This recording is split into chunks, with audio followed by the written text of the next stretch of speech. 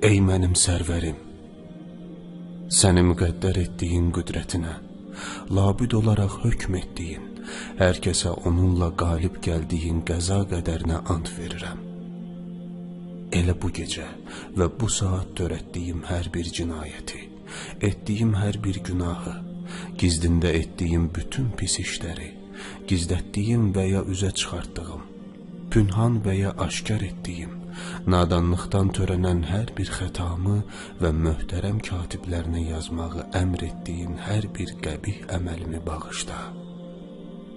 Hansı ki, onları məndən üz verən hər bir əməli yazmağa vəkil, əzalarımla birgə üzərimdə şahid təyin edib, özün də onların ardından mənə nəzarət edir, onların görmədiklərinə şahid olur və mərhəmətinlə onları gizlədir, kərəminlə örtürsən.